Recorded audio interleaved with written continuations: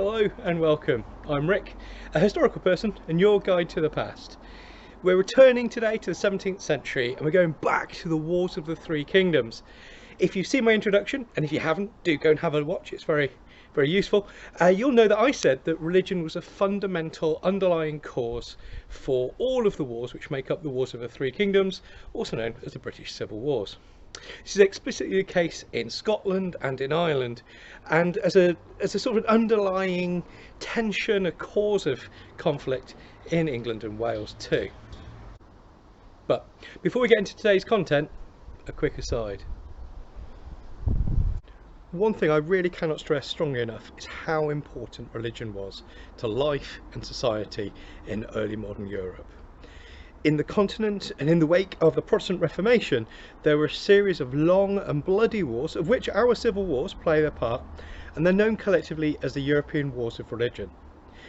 Though these mostly came to an end with the Treaty of Westphalia in 1648, they continued through into the 18th century.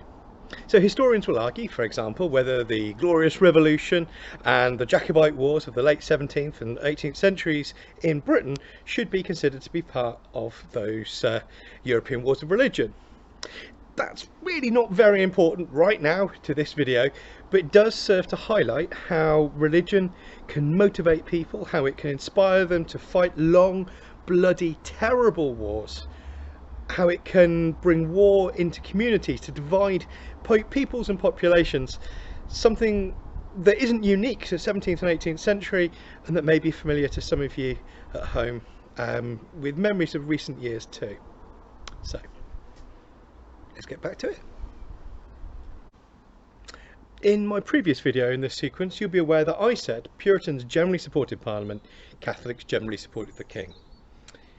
What though about the rest of the English and Welsh population? What about Scotland? What about Ireland? This video is going to attempt to address some of those questions, to highlight what the different religious groups were in Britain, to demonstrate some of their differences, and to show which sides they generally supported. Remember, individuals are always individual. Once again, affairs in Ireland and events in Ireland are very different. Each of the groups I'm going to mention are involved, but it's set against a very different history, a very different background. It's a background of a large, disenfranchised and colonised native Catholic population, which have been settled by successive waves of English and Scottish settlers. It's an involved and interesting topic, much deserving of its own study. And so rather than try and shoehorn it in, try and fit it in here, I'm going to aim to cover it in a future video. If you want me to get to that sooner rather than later, please let me know in the comments below. Be aware that religion though was a big deal. It's a lot of weight given to it, it's got a lot of history, a lot of recent and important emotive history, and I'm only going to scratch the surface of it regarding these wars in the 1630s and 40s. If you want to do more reading, you want to get more involved, let me know in the comments below. I'd be happy to give you some recommended books and articles to really get your teeth into. But enough of me. Let's bring on an expert.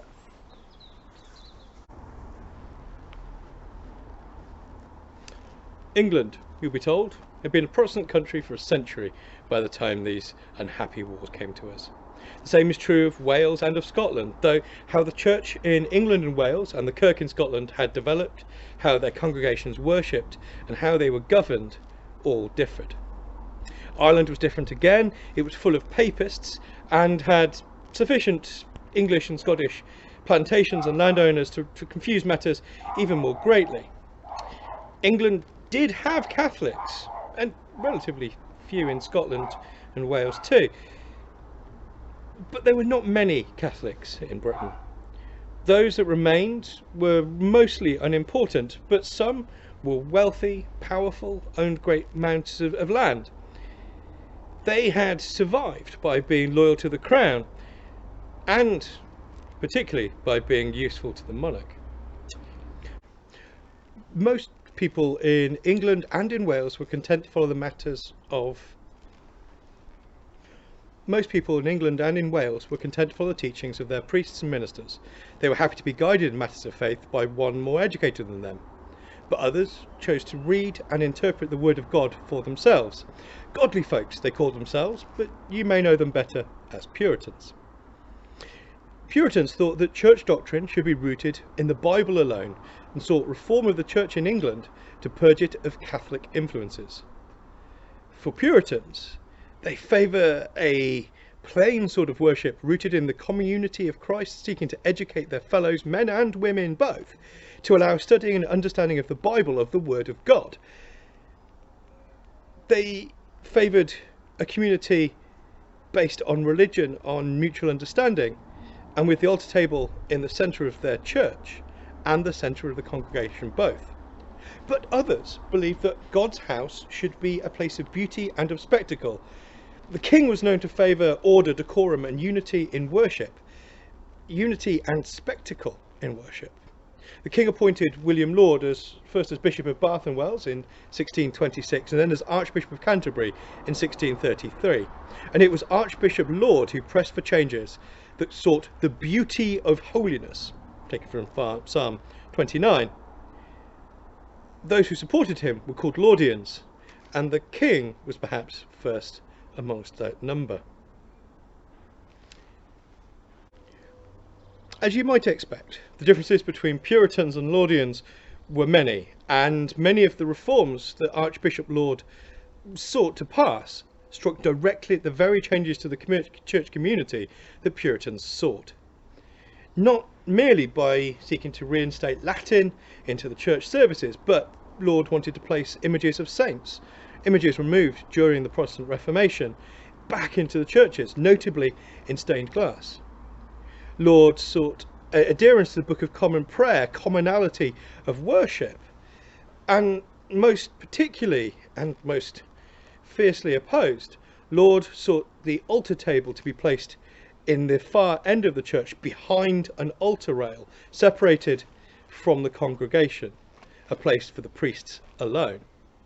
All of which verged on popish to the minds of many, and removing God from the church community to be the property of ministers was distinctly Catholic to the minds of many.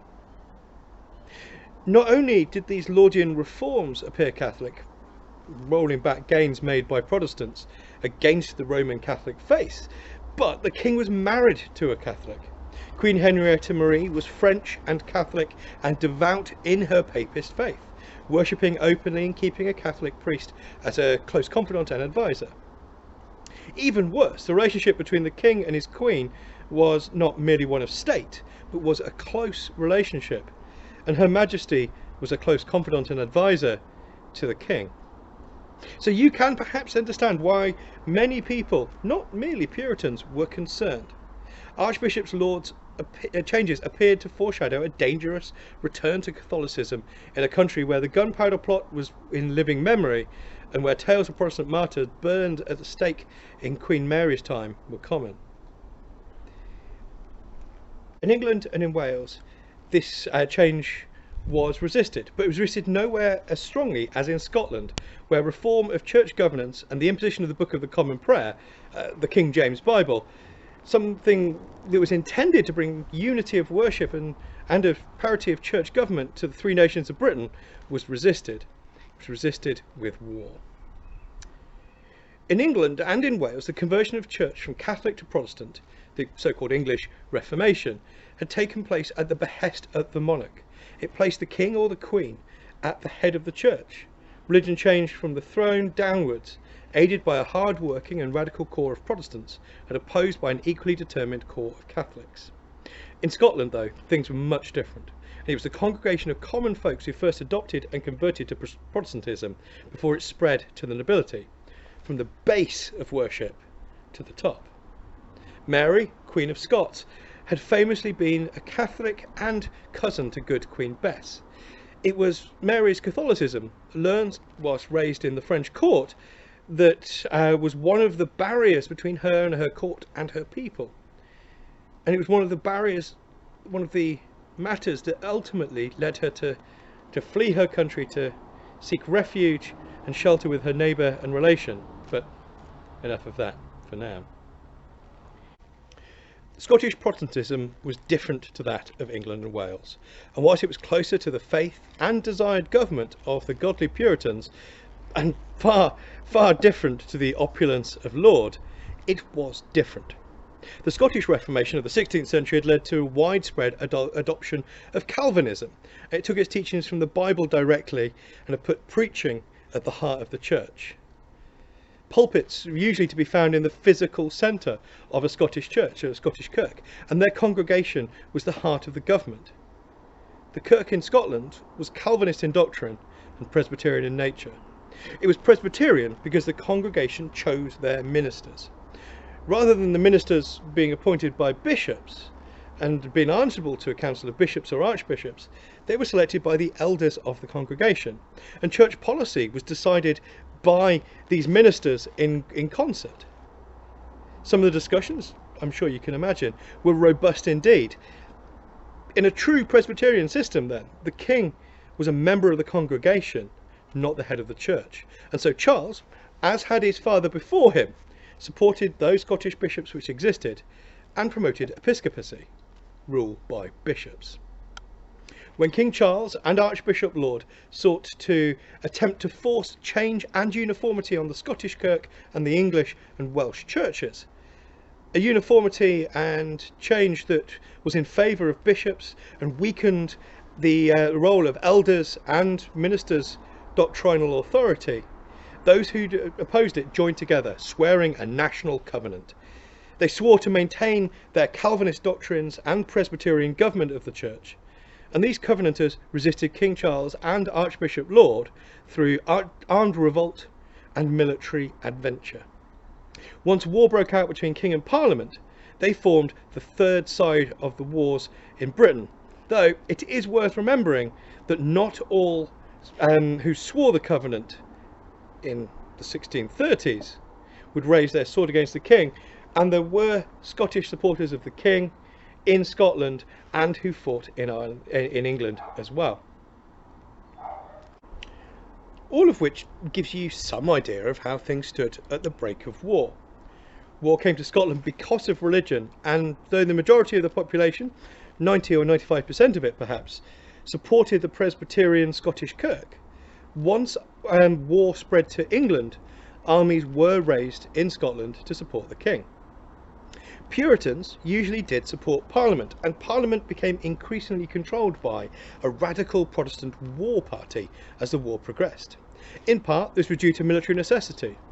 The military necessity of gaining the support of Scottish Covenanters as allies.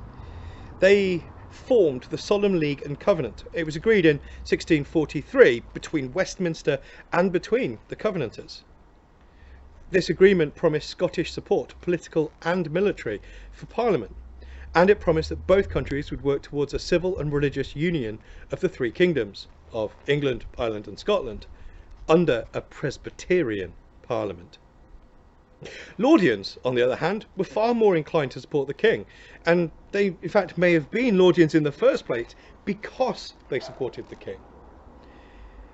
I haven't talked of them in great detail, but English Catholics were also inclined to support the king, in part because those that survived had done so by being the king's allies, and in part because Catholics were vilified and demonised by the Puritan Protestant radicals in Parliament. In Ireland, all of this is not the case, and Catholics there were in revolt against both the English and the Scottish, against the king and the Parliament, at least until later in the war. But that is a tale for another time. So it is broadly true to say that Puritans support Parliament and Laudians and Catholics support the king. But most people in England and Wales are neither a radical Puritan or a hardcore Laudian. For most people, it was matters outside of the specifics of their religion which drove their loyalties. I am, however, running out of time, or at least a little out of breath.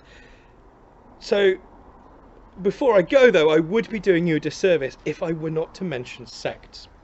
You see, there were lots of strange religious groups which flourished during the wars, which emerged from the violence and upheaval of these unhappy times.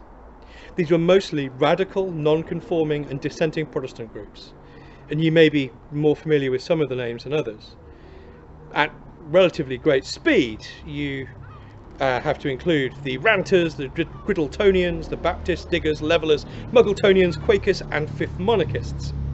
They all had different beliefs, a range from thinking that all men and women were created in God's image equally and were equal before God, to believing the earth had been made for all of mankind to enjoy, and that therefore the land itself should be owned in concert and not enjoyed for profit, to believing in peace and goodwill and the community of Christ, and therefore that war itself was anathema, to thinking that the time of mankind's rulership on earth was coming to an end in the year 1666. All of this, I hope, has helped to convince you that religion is an integral part of life and was important to these unhappy wars. And I hope it has made it clear, or at least clearer, how this is the case. Thank you for your time. Well, this has been something of a whirlwind introduction to religion and the Wars of the Three Kingdoms. I hope you've enjoyed it, and I hope everything made sense. If you'd like me to talk more about some of the groups or policies or doctrine that I've mentioned, please let me know. I'll be very happy to do so. If you want me to cover the Scottish Kirk or Presbyterianism, you want me to look at Puritanism or Laudianism, or to uncover some of those sects that I talked about, or just to dig into some of the other themes and topics, religion and the army, for example. Remember, if there's a topic or a part of history that you'd like me to cover, please let me know. I've got a deep and broad wardrobe, and I love delving out in there. You can follow me on Facebook or on Twitter, and once I'm backing out, my Instagram's going to get much more interesting too. Meanwhile, if you like this video, please like it. If you'd like to join me again in the past, please subscribe for more. So until next time, stay safe, stay happy, and I'll see you soon. Take care.